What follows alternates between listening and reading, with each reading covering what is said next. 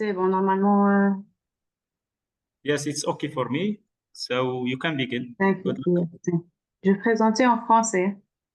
Oui, oui, yes, vous êtes libre d'utiliser la langue qui vous, qui vous est plaît. Merci. Donc, bonjour, je suis Wafi Sarah, docteur en télécommunication de l'Université des sciences et de la technologie Mohamed Boudiaf d'Oran, Justo MB. J'ai l'honneur aujourd'hui de vous présenter le thème intitulé Efficiency B0 to classify forgery and the real type handwriting signature. Nous avons commencé par l'introduction, puis nous présenterons notre méthodologie. On va expliquer le jeu de données, le pré-traitement des images, l'extraction des caractéristiques et la méthode de la classification. Puis, résultats obtenus et enfin, la conclusion. Alors, l'introduction. La signature manuscrite est une forme biométrique d'identification et d'authentification personnelle.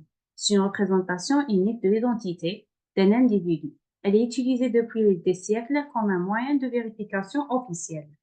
Mais il existe le problème des signatures contrefaites qui provoquent le risque de fraude documentaire, les usurpations d'identité et des pertes financières pour les individus ou bien les institutions.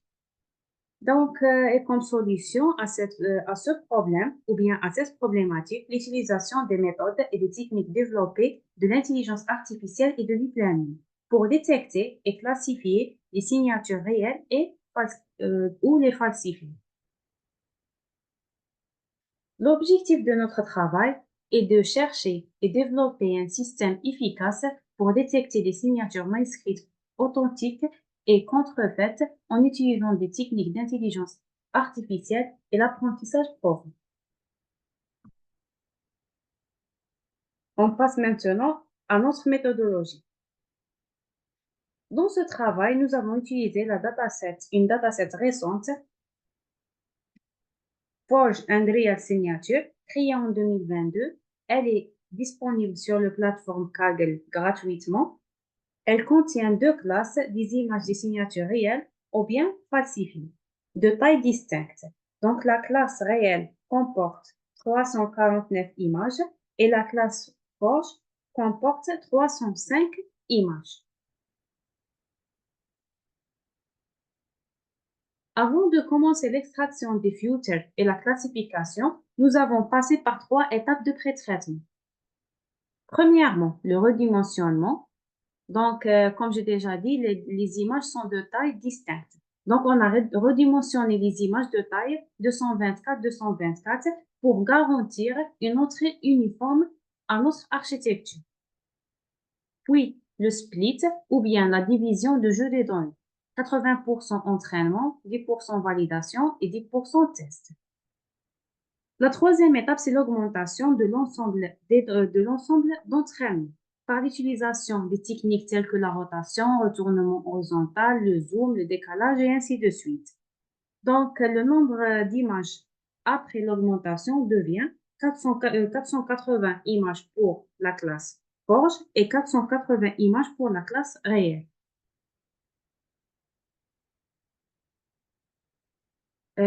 Et on a fait l'augmentation, bien sûr, pour éviter le surapprentissage. Nous avons testé plusieurs algorithmes de pré-entraînés pour l'extraction des filtres. Et nous avons sélectionné l'Efficiency B0 comme le meilleur modèle pour cette tâche, bien sûr. Il est caractérisé par le bloc MBComb qui contient la profondeur, la largeur et la résolution. C'est la méthode, il contient la méthode mise en échelle. Donc, il travaille sur la profondeur, la largeur et résolution. Donc, cette architecture, l'architecture Efficiency B0 utilise pour l'extraction des caractéristiques, le modèle produit 1280 caractéristiques filtres par image. Puis, les filtres alimentent un réseau neurone simple pour la classification. Ce réseau neurone contient deux couches. La première couche ces deux couches fully connected. La première contient 256 neurones et une fonction d'activation ReLU. Et on a ajouté la technique de dropout avec un taux qui est égal à 0,45. Et la deuxième couche, c'est la couche de sortie. Elle contient une fonction d'activation softmax pour la classification binaire, bien sûr.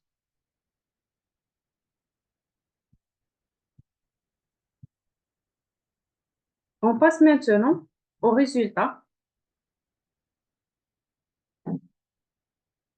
Donc, le tableau suivant représente les résultats de Terrain Validation Test Accuracy des 4 meilleurs modèles. C'est-à-dire, on a testé plusieurs modèles et les 4 premiers modèles qui donnent les meilleurs résultats sont le BGG16, MobileNet V1 et DenseNet 121 et l'EfficientNet B0. Et on remarque que l'EfficientNet B0 donne les meilleurs résultats au niveau de test accuracy 97,56 et validation accuracy. Donc, on a sélectionné ce modèle pour le reste de travail.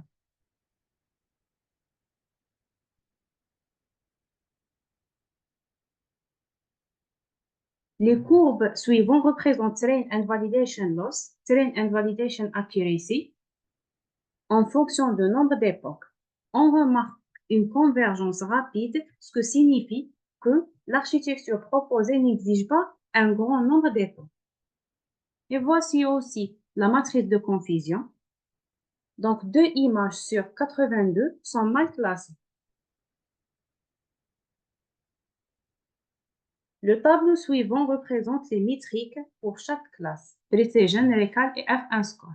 Donc, on remarque pour la classe Forge, précision égale à 100%, Recal c'est 85,45, F1 Score 97,67 et pour Real, 95 pour la précision, 100% pour le Recal et 97,44 pour F1 Score. Et le graphe suivant nous montre les deux erreurs de classification de la classe Forge.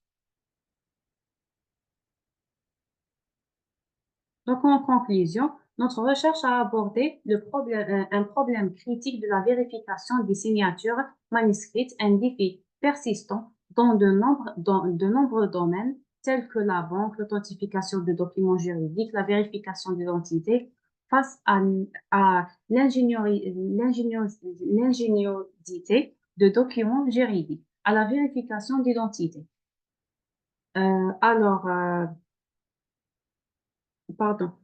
Croissant des faussaires et aux limites des méthodes traditionnelles de vérification. Nous avons développé une approche innovante combinant les avancées récentes en apprentissage profond.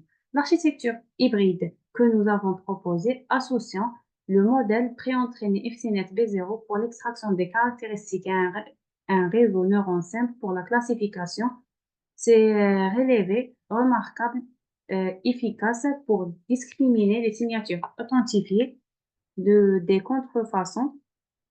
Notre système atteint une précision de test 97,76%, surpassant significativement les performances des autres architectures.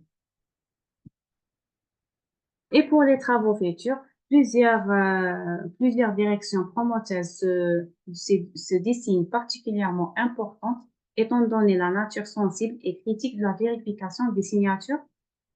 Donc, premièrement, il faut utiliser l'utilisation de jeux de données plus complexes et plus larges, l'adaptation des signatures multiscripts et multilangues, et amélioration de la robustesse contre les contrefaçons avancées. Et merci pour votre attention.